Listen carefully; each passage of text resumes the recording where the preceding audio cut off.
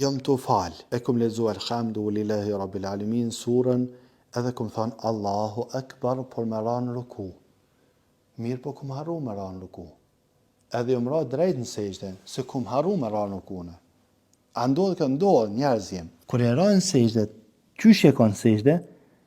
Subhan rabbiyal a'la, to ka kujtu, nuk e kum ba rukun. Qysh je këto?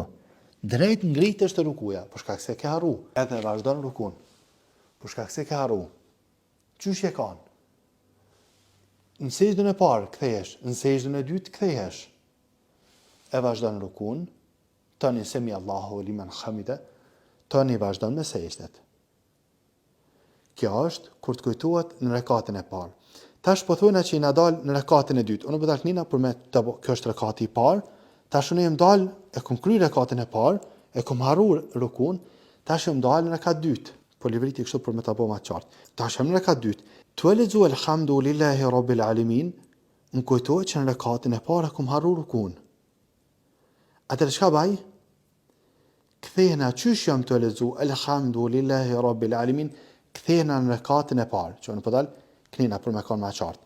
Në rekatin e parë. Kthehena drejt në ruku.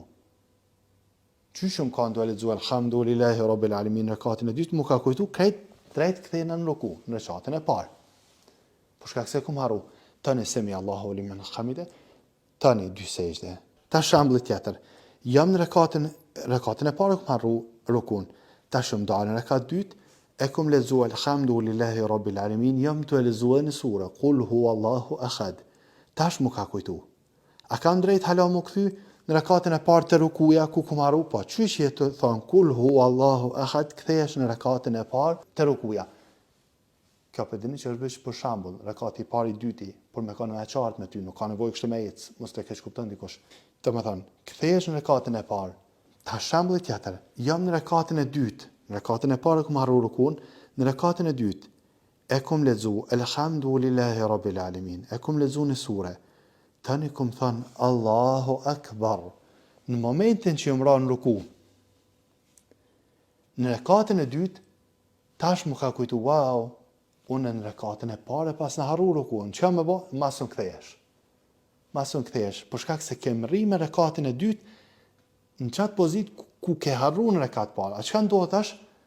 Tash ndodh rekati i parë, hjeket krejt. Thu se nuk e ke bë hiç. E vazhdon tash ti rekatin e dytë, thu se ky është rekati i parë.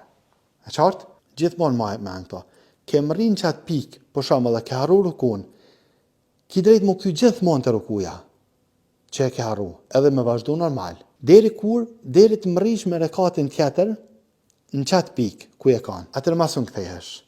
Edhe tash e vazhdon, thamë edhe njerë, tash i ra në ruku, tash të ka kujtu, tash masun kthehesh. Atëre, bjeni rekati i parë komplet, e vazhdon rekatin e dytë, thu se kjo është rekati i parë, tani ngritesh në rekatin e dytë, tani e ban ulin e mesme, tani, kur vjen punat e selami, tash, a me ba sejdët e harresës, a me i ba, duhet me i ba sejdët e harresës, për shkak se ke harru, kur me i ba para selamit. Do me thonë, e thuhet e khijatin, salavatet, edhe i ban dy sejdë. Tani jep selam. A ban kjo? Ban kjo.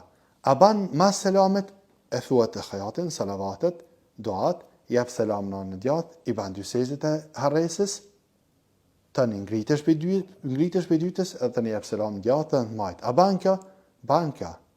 Cilën do që të bajsh, është në rregull. Kjo forma e dytë, nështë është më e mirë, do me thënë, bërja dy sejdëve të harresës pas selamit në anë në djathë, nështë është më e mirë për shkak se ju bashku paksimi edhe shtesa. Do më në ti ke harru diçka, ke paksu diçka në sale, që normal do të me ba sejdët para selamit, mirë po ti të në ke shtu diçka, e ke falë gati dhe një reqat komplet plot, por me su gabimin, e ke falë gati dhe një reqat, do më një grumbullu edhe paksimi edhe shtesa, kështu që e ban pas selamit. Wallahu alem, cilën do që të bajsh, është hajrë. Do më thënë, ose i ban dy sejdët para selamit, ose dy sejdët mas selamit, cilën do që të bajsh, është hajrë, po besoj që është e qartë. Allahu azza wa jall na baf dobishëm për njerëzit. Thot Allahu azza wa jall, "Wa amma ma yanfa'u an-nasa fa yamkuthu fil ard."